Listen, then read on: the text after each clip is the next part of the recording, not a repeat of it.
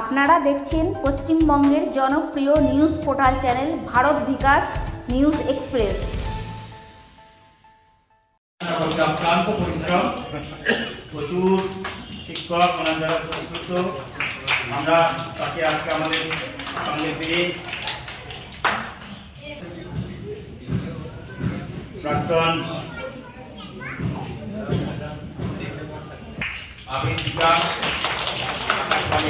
প্রাক্তন ঘোষক আবুল হাসান।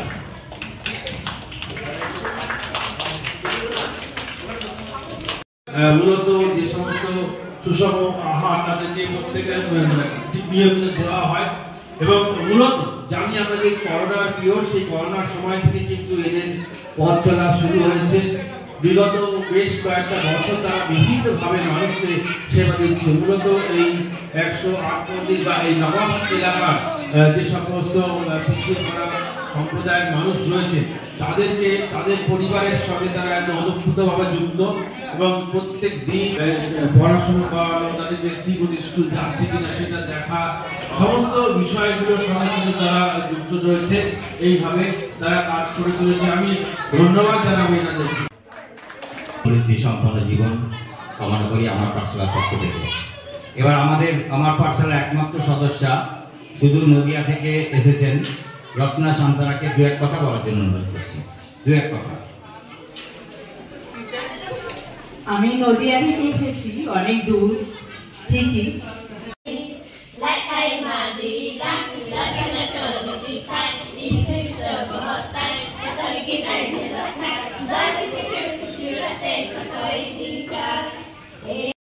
তাহলে তোমাদের সঙ্গে মিলিত হওয়ার সুযোগ আমার ঘটতো না।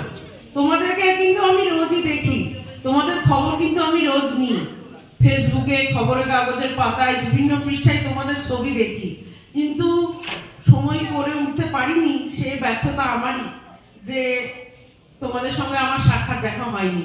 আজকে দেখা হলো, সেটা আমার ভালো লাগা রয়েছে। বক্তব্যের পরিবেশ নেই, ছোট বাচ্চারা বক্তব্য পছন্দ করে না বা বোঝার মতো সেই জায়গায় তারা পৌঁছায়নি।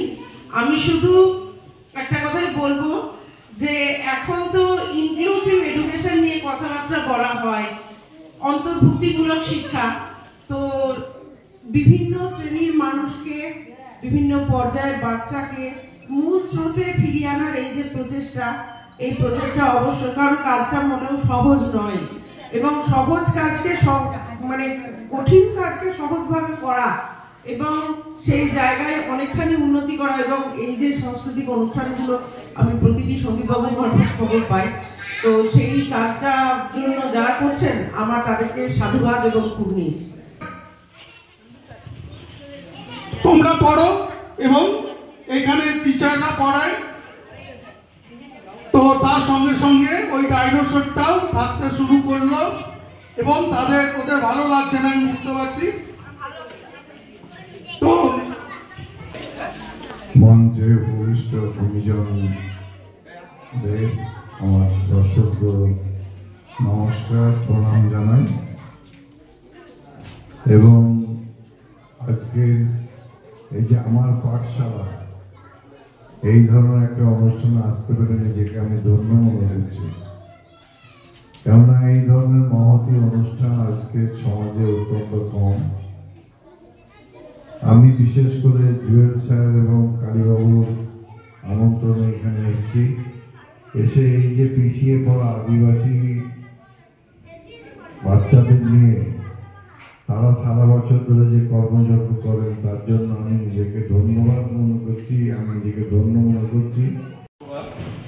সবাইকে নমস্কার, ধন্যবাদ জানাই আমার পাঠশালা সংস্থার কর্মকর্তাদের, বিশেষ করে পাণ্ডববাবু আমার খুবই ঘনিষ্ঠ এবং ওনার এই কর্মকাণ্ডে এর আগেও গেছি, মাঝে কয়েকদিন অনুষ্ঠান আসতে পারিনি।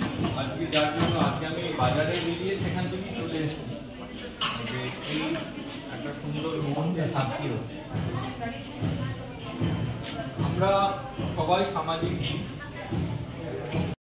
সমাজ কল্যাণমূলক কর্মে নিয়োজিত স্বেচ্ছাসেবী সংস্থা আমার পাঠশালার উদ্যোগে বর্ধমানের আদর্শ বিদ্যালয়ে পণ্ডিত ঈশ্বরচন্দ্র বিদ্যাসাগর ও স্বামী বিবেকানন্দের প্রতিকৃতিতে মাল্যদানের মাধ্যমে পালিত হলো বর্ষবরণ 2025 গুণীজন সম্বর্ধনা ও সম্মাননী উৎসব এর মধ্য দিয়ে। অনুষ্ঠানে উপস্থিত ছিলেন AI of school Priyabrata Mukherjee, SI of school Moumita Sarkar, সমগ্র শিক্ষা মিশনের ডিস্ট্রিক্ট কোঅর্ডিনেটর শাসমল হাটি, বিশিষ্ট সমাজসেবী ডক্টর আবুল হাসান, জাতীয় শিক্ষক ডক্টর সুভাষচন্দ্র দত্ত, শিক্ষারত্ন পুরস্কারপ্রাপ্ত শিক্ষক পলাশ চৌধুরী, শিক্ষিকা লাবণ্য রায় ও বিশিষ্ট সাংবাদিকগণ সহ অন্যান্য ব্যক্তিবর্গরা এই দিন উপস্থিত ছিলেন। সাংবাদিক মনোজ কুমার মালিকের রিপোর্ট, পূর্ব বর্ধমান জেলা থেকে।